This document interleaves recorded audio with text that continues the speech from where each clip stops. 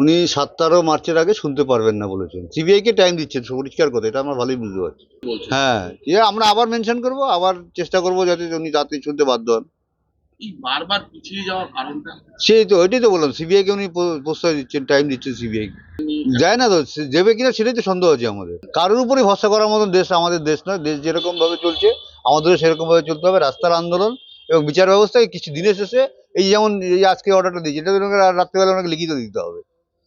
লিখে আবার দিলে আগামীকাল আবার মেনশন করবো, আবার লিখিত দেবেন। যতবার করে অন্যায় করবেন ততবার করে লেখা থাকবে। সিবিআই কে সময় দিচ্ছে সুপ্রিম কোর্ট। আমাদের কতবার ফেরাবেন? যতবার ফেরাবেন ততবার আবেদন করে যাব।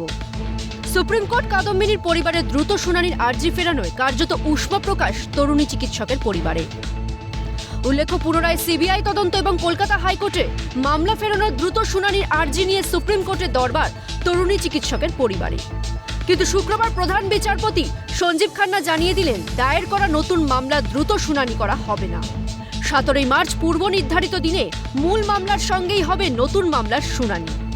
যেহেতু সুপ্রিম কোর্টের শতপ্রণোদিত মামলা চলছে, তাই শীর্ষ আদালতের অনুমতি ছাড়াই হাইকোর্টে মামলা ফেরানোর আইনি বাধা রয়েছে। সেই বাধা কাটাতেই সুপ্রিম দরবার তরুণী চিকিৎসকের পরিবারে। কিন্তু আরজিকর কাণ্ডে নির্যাতিতা পরিবারের সুপ্রিম কোর্টের দৃষ্টি আকর্ষণে সাড়া দিলেন না প্রধান বিচারপতি সঞ্জীব খান্না। তার স্পষ্ট বার্তা, নো হারি, অর্থাৎ দ্রুত শুনানির প্রয়োজন নেই। শীর্ষ আদালতে এই পদক্ষেপে কার্যত হতাশ নিহত তরুণী চিকিৎসকের পরিবার। তাদের হুঁশিয়ারি, পথে থেকেই লড়াই চলবে, বিচার ছিনিয়ে আনবই। আমরা হাইকোর্টে অ্যাপিল করেছিলাম। হাইকোর্টের বিচারপতি মাননীয় তীর্থঙ্কর জজ সাহেব বলেছিলেন যে সুপ্রিম কোর্ট যেহেতু সুমোটো নিয়েছিল, সুপ্রিম কোর্ট থেকে ক্লিয়ারেন্সটা আনতে হবে। সেই ক্লিয়ারেন্সটা আনার জন্যই আমরা সুপ্রিম কোর্টের দ্বারস্থ হয়েছিলাম। আমরা পরবর্তী পদক্ষেপ কি নেব আমাদের লয়ারদের সঙ্গে আলোচনা করে ব্যবস্থা নেব। বারংবার সুপ্রিম কোর্টে সুপ্রিম কোর্ট সুমোটো নেওয়ার উদ্দেশ্যটাই আমাদের কাছে একটু অন্ধকারে আছে। বিচার ব্যবস্থার দিকে তো আমাদের কিছু বলার নেই। বিচার ব্যবস্থাতে আঙুল তোলাটাও একটা আদালত অবমাননার মধ্যে পড়ে।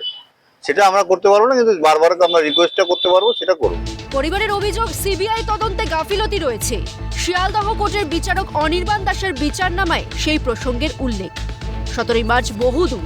নিহত তরুণীর পরিবারে আশঙ্কা, যত দেরি হবে লোপাট হবে তথ্য প্রমাণ। কতবার করে উনি রিজেক্ট করবেন, যতবার করবে ততবার আমরা এখন অনেক দিন টাইম, এতদিন টাইমে অনেক তথ্য প্রমাণ লোপাট, যেটুকু আছে তাও হয়তো লোপাট হয়ে যাবে। অভিরূপা হাজরা, শান্তনু আচার্যের রিপোর্ট, ক্যালকাটা নিউজ।